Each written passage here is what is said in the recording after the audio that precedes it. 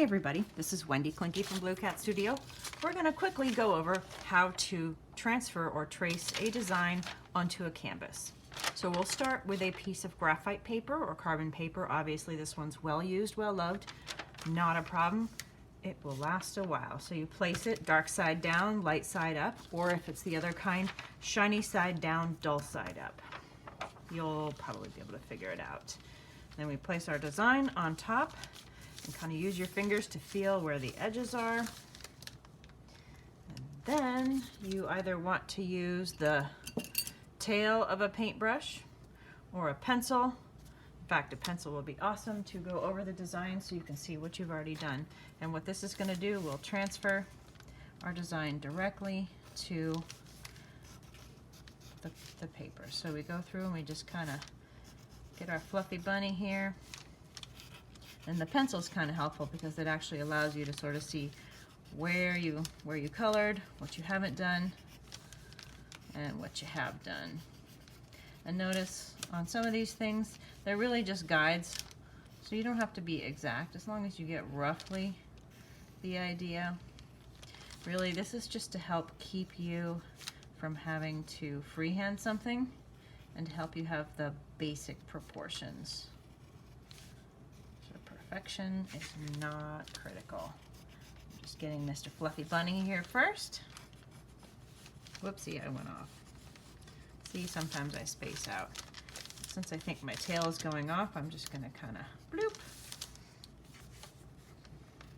Now this traceable is designed to fit up to a 9x12 canvas, which is what comes in the art kits that I provide. However, I often do my demonstrations on 8x10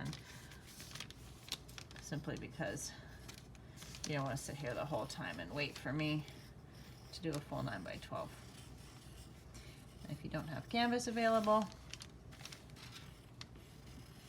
it's much easier to transfer those onto a drawing pad. Okay, so again, just getting the base outlines.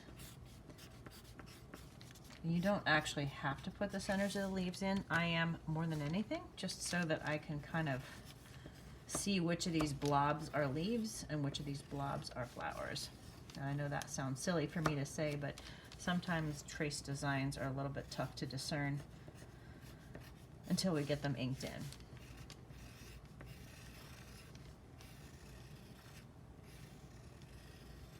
Again, notice I'm being careful, but not crazy.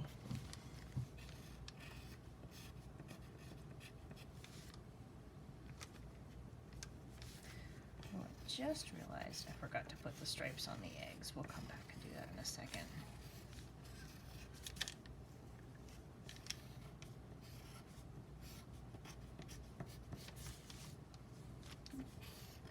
See?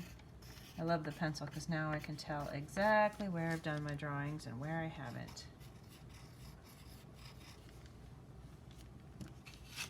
Oh, you know, I did throw in one extra over here. Well, we'll deal with that one later. Well, never mind, we'll put it in.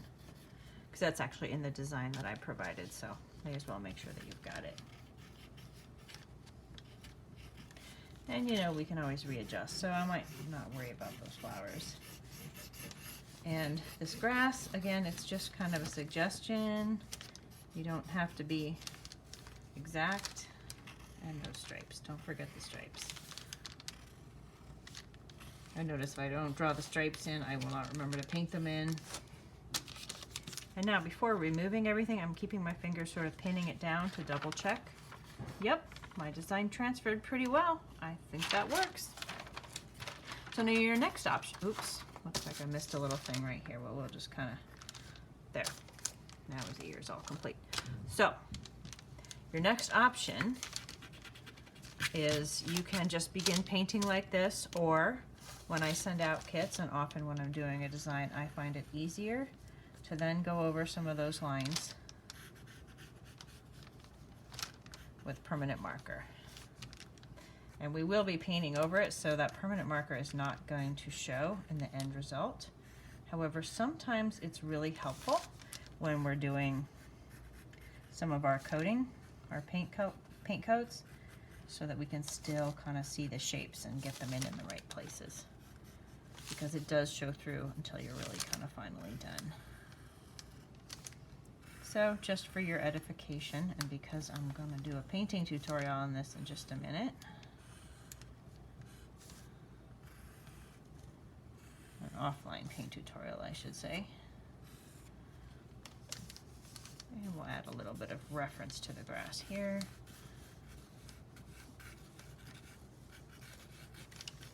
So the grass looks a little ugly. No big deal. It's going to be completely covered. But we want to make sure that we have those shapes there, right? There we go. So luckily, you know, when we're pre-tracing designs, we've got a lot of wiggle room. So don't get wrapped up in being super perfect. You're going to hear me say that all the time. Doesn't have to be perfect. In fact, sometimes some of the very coolest things happen when we mess up.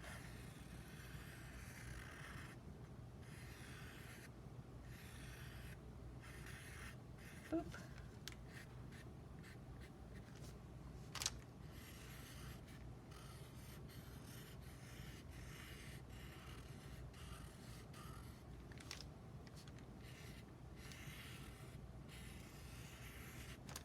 Just getting those shapes placed, getting those shapes placed.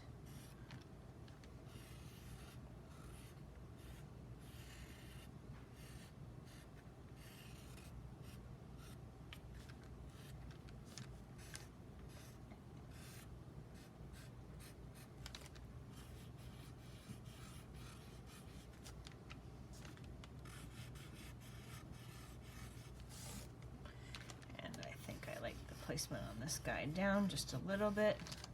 So see, you can even kind of mess around and get creative on some of these things. Oh, and we got to get his little face. Bloop, bloop.